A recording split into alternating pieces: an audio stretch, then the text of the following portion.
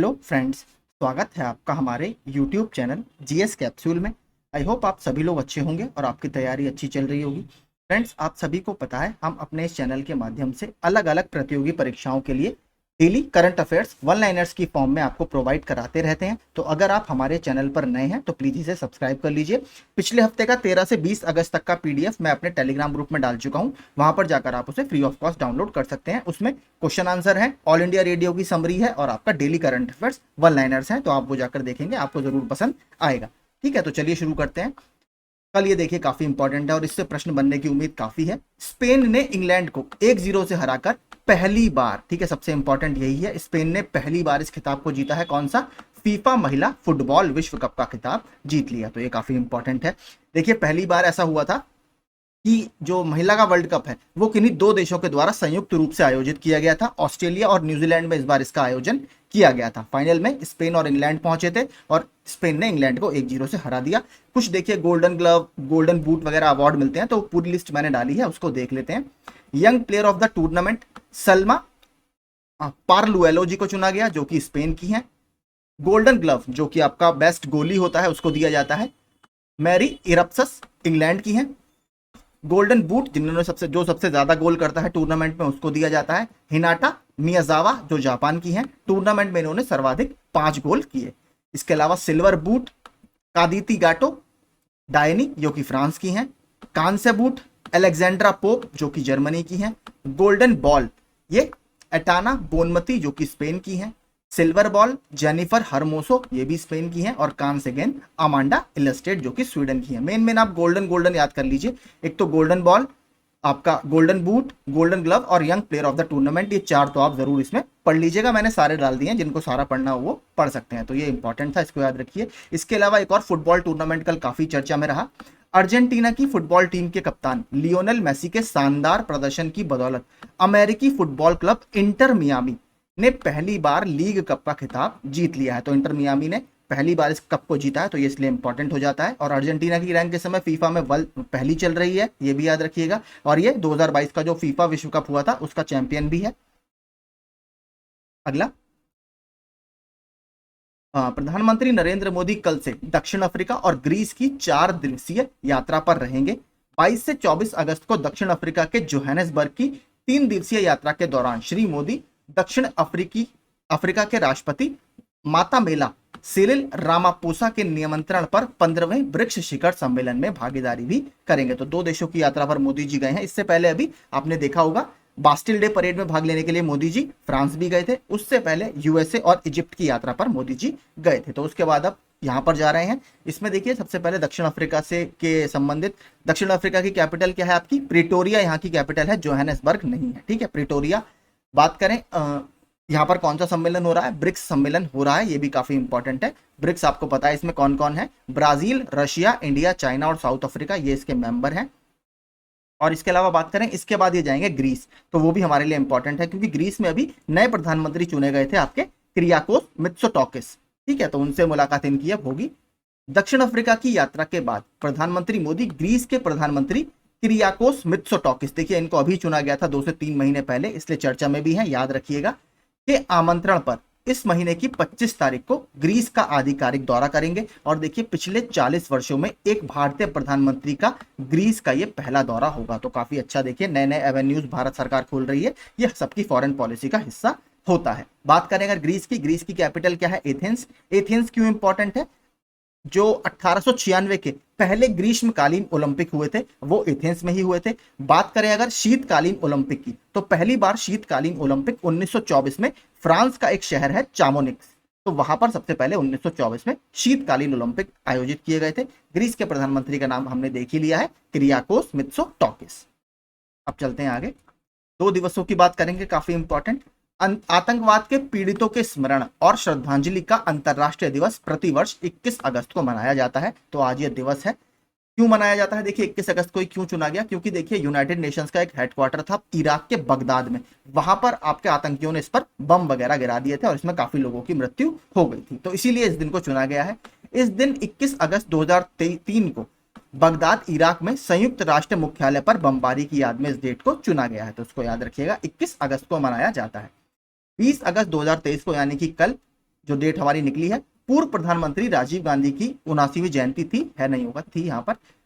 विभिन्न समुदायों के बीच राष्ट्रीय एकता और शांति को बढ़ावा देने के लिए इस दिन को सद्भावना दिवस के रूप में मनाया जाता है। तो ये दो डेट्स हमारे लिए इंपॉर्टेंट है।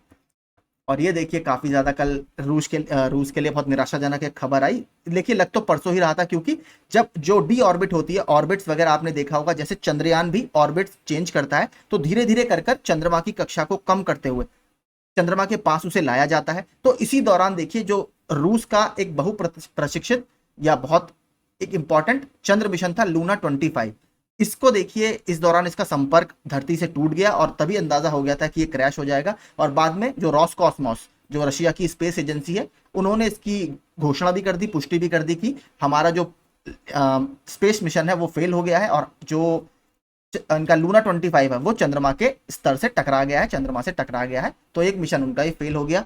देखिए रूस ने काफी इसमें जल्दी की, क्यों? क्योंकि साउथ पोल पर अभी तक कोई देश नहीं उतरा है। भारत ने पिछली बार ट्राई किया था, भारत भी फेल हो गया था 2019 में। भारत दोबारा से अब साउथ पोल पर उतरने वाला है, तो रूस ने थोड़ी सी जल्दी की और वो वहां पर उतरने के लिए बहुत आतुर था, इसलिए काफी जल्दी मिशन में की और कहीं ना कहीं उसका खामियाजा रूस को भुगतना पड़ा। ठीक है, तो एक बड़ा झटका लगा है, क्योंकि अंतरिक्ष यान नियंत्रण से बाहर हो गया है और चंद्रमा की सतह पर दुर्घटनाग्रस्त हो गया। इसरो ने देखिए डेट तो अपना थोड़ा सा टाइम चेंज कर दिया है। पहले 5:47 पर आई थिंक हमारा जो लैंडिंग है वो होनी थी, अब 23 तारीख को 6:04 पर आपकी लैंडिंग चंद्रमा की सतह पर की जाएगी। तो होपफुली आप सब लोग उसका गवाह जरूर बनिएगा। इसरो ने देखिए लिंक भी डाल दिया है यूट्यूब चैनल पर अपने, कि वो उसका लाइव टेलीकास्ट करेगा। तो होपफुली सब कुछ अच्छा रहा तो हम चंद्रमा के दक्षिणी ध्रुव पर उतरने वाले दुनिया के पहले देश बन जाएंगे। आगे, भारतीय आईटी सेवा कंपनी विप्रो ने भारतीय प्रौद्योगिकी संस्थान दिल्ली यानी आईआईटी दिल्ली के साझेदारी में जनरेटिव आर्टिफिशियल इंटेलिजेंस पर एक उत्कृष्टता केंद्र यानी एक्सीलेंस सेंटर लॉन्च किया है। तो देखिए आपसे सीधे पूछ सकता है पहली बार कि जो डेवलप किया गया है कौन सी कंपनी के साथ मिलकर किया गया है? विप्रो के साथ मिलकर आईआईटी दिल्ली ने किया है। और ये कहां पर स्थापित किया जाएगा? अगला सवाल आपसे यही बन सकता है। यह केंद्र आईआईटी दिल्ली में एक यार्डी स्कूल ऑफ आर्टिफिशियल इंटेलिजेंस है, इसके परिसर में इसको स्थापित किया जाएगा। और यह उत्कृष्टता केंद्र सीओई इसको बोला जाता है, centre of excellence, generative AI में अनुप्रयुक्त संसाधन का समर्थन करेगा। इसके अलावा देखिए आईआईटी दिल्ली एक वजह से और चर्चा में है। आप सभी लोगों को पता है भारत के बाहर आईआईटी का पहला परिसर आईआईटी मद्रास स्थापित करने जा रहा है तंजानिया के जांजिबार द्वीप समूह पर। अभी हाल ही में आईआईटी दिल्ली ने संयुक्त अरब अमीरात के साथ एक समझौता ज्ञापन पर हस्ताक्षर किए हैं और हो सकता है आईआईटी दिल्ली भारत के बाहर आईआईटी परिसर स्थापित करने वाला दूसरा आईआईटी बन जाए और ये यूएई की राजधानी अबू धाबी में स्थापित किया जाएगा। तो होपफुली हम देखते हैं आगे भविष्य में क्या होता है। अगला, ये भी एक कल सम्मेलन काफी चर्चा में रहा। केंद्रीय स्वास्थ्य मंत्री डॉक्टर मनसुख मंडाविया ने गुजरात के गांधीनगर में, पहले तो यही याद रखिएगा, भारत के पहले चिकित्सा प्रौद्योगिकी एक्सपो यानी पहला इंडिया का मेडिकल टेक्नोलॉजी एक्सपो था, इसको शॉर्ट में मेडटेक बोला जाता है, मेडिकल और टेक्नोलॉजी। तो इंडिया मेडटेक एक्सपो 2023 का उद्घाटन किया, क्योंकि देखिए पहला है और यहीं पर आपको पता है पहला पारंपरिक जो हमारी दवाइयां होती हैं उसका शिखर सम्मेलन भी चल रहा है गुजरात के गांधीनगर में। WHO के डायरेक्टर जनरल भी इसमें शामिल होने आए थे। तो इंडिया मेडटेक एक्सपो पहला गुजरात के गांधीनगर में आपका आयोजित किया गया। और विश्व स्वास्थ्य दिवस कब मनाया जाता है? 7 अप्रैल को मनाया जाता है।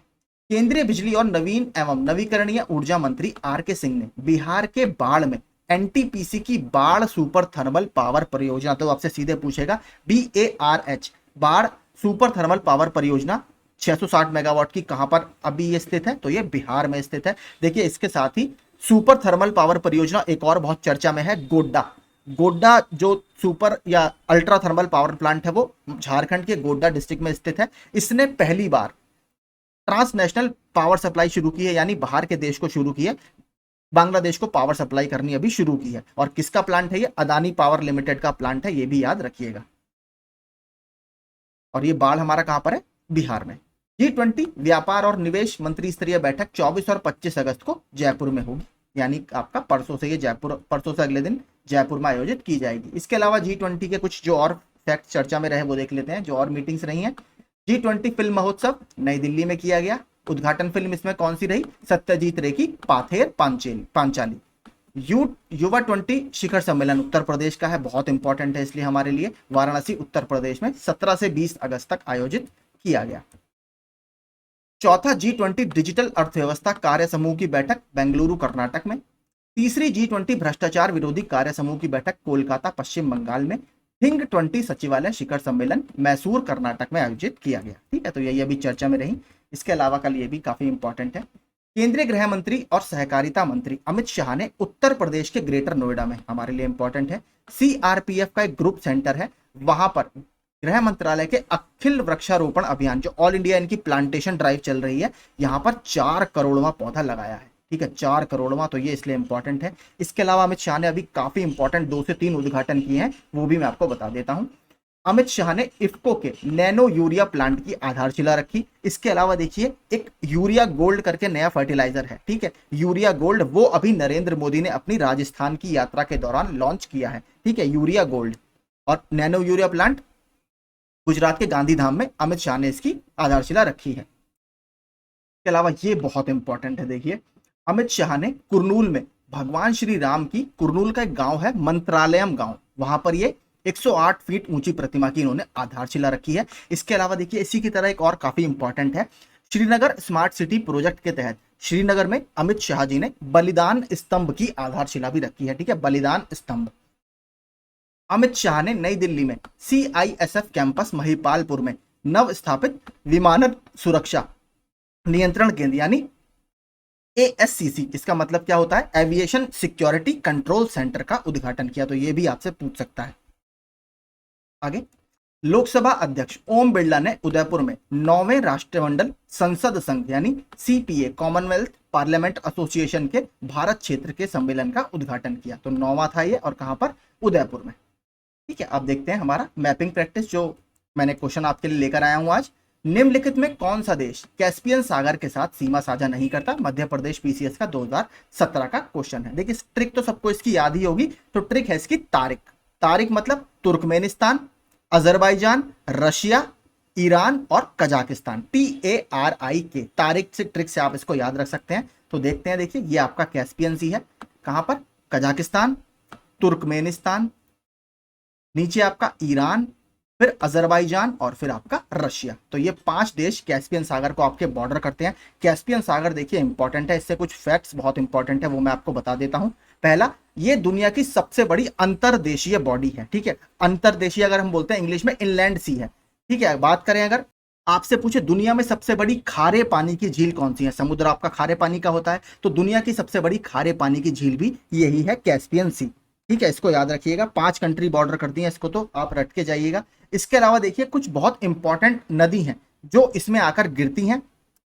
एक है आपकी वोल्गा नदी, फिर यूराल नदी, यूराल पर्वत श्रृंखला भी है, मटक्वारी नदी और टेरेक नदी, ये 4 नदी हैं, वोल्गा, यूराल, मटक्वारी और टेरेक। ठीक है, वोल्गा और यूराल तो याद जरूर कर लीजिएगा। देखिए क्यों कह रहा हूं मैं, जो वोल्गा रिवर मैंने आपको बताई, वोल्गा रिवर यूरोप की सबसे लंबी नदी है, लगभग 3,500 किलोमीटर इसकी लंबाई है। याद रखिएगा, फैक्ट ये आ चुका है UP SSC की परीक्षा में, जब हमने ज्योग्राफी डिस्कस की थी, वहां पर मैंने आपको बताया था। वोल्गा यूरोप की सबसे लंबी नदी है। कहां से निकलती है? आपका मॉस्को के पास एक पर्वत श्रृंखला है वल्दाई हिल्स, वल्दाई हिल्स से ये निकलती है, इसको याद रखिएगा। ठीक है, ये सारे फैक्ट्स इससे हो गए कैस्पियन सी से। इसके अलावा इससे ज्यादा कोई प्रश्न बनता नहीं है। एक देखिए, मैंने अलग से इसमें फैक्ट आपके लिए डाला है, आप सभी ने सुना होगा रामसार कन्वेंशन। तो पहला प्रश्न क्या बनता है, रामसार कन्वेंशन किससे संबंधित है? तो आर्द्र भूमियों के कंजर्वेशन से संबंधित है, वेटलैंड्स के कंजर्वेशन से संबंधित है। जो रामसार सिटी है वो आपके ईरान में ही स्थित है, कैस्पियन सी के बॉर्डर पर, इसलिए मैंने ये डाला है। नीचे मैंने अलग से इसका मैप भी डाला है, आपको अच्छे से समझ में आएगा। ये देखिए ईरान है, ये कैस्पियन सी है और रामसार आपका यहीं पर स्थित है। यहीं पर सन 1971 में रामसार कन्वेंशन आर्द्र भूमियों के संरक्षण से संबंधित साइन किया गया है। बात करें अगर इंडिया की, इंडिया ने रामसार कन्वेंशन कब साइन किया? ये 1971 में आया है, लेकिन इंडिया ने साइन किया है इसको 1982 में। ठीक है, याद रखिएगा 1982। भारत में टोटल कितने रामसार स्थल हैं? भारत में टोटल 75 रामसार स्थल हैं। सबसे ज्यादा तमिलनाडु में है 14, उसके बाद उत्तर प्रदेश का नंबर है 10। बात करें ग्लोबल लेवल पर, दुनिया में सबसे ज्यादा वेटलैंड है यूनाइटेड किंगडम में, जहां पर 175 वेटलैंड है रामसार कन्वेंशन के अंतर्गत, जो कि बहुत बड़ा अपने आप में नंबर है। बात करें अंतरराष्ट्रीय आर्द्रभूमि संरक्षण दिवस यानी वर्ल्ड वेटलैंड्स कंजर्वेशन डे कब मनाया जाता है, तो ये 2 फरवरी को मनाया जाता है। इस साल निकल चुका है, 2 फरवरी 2023 को मनाया गया। थीम क्या रही? It's time for wetland restoration, यानी अब समय है आर्द्रभूमियों के संरक्षण का। ठीक है, तो ये सारे संबंधित फैक्ट्स हैं जो इससे संबंधित है। इसके अलावा ईरान में एक इंपॉर्टेंट पोर्ट भी है जो भारत डेवलप कर रहा है, भारत और उसके बीच, वो आप सभी ने सुना होगा, चाबहार बंदरगाह। ठीक है, तो यही सारे संबंधित फैक्ट्स थे आपके कैस्पियन सी से, और किससे संबंधित मैंने रामसार साइट आपको जोड़कर बता दी, और कुछ करंट अफेयर्स के फैक्ट्स भी हमने देखे। तो 5 कंट्रीज को बॉर्डर करती हैं। शॉर्ट ट्रिक क्या है? Tariq. Turkmenistan, Azerbaijan, Russia, Iran और कजाकिस्तान, तारिक। ठीक है, तो अगर आपको सेशन पसंद आया हो तो प्लीज वीडियो को लाइक जरूर कीजिएगा। मेरी तरफ से आप सभी को शुभकामनाएं, अपनी तैयारी करते रहिए। Thank you so much.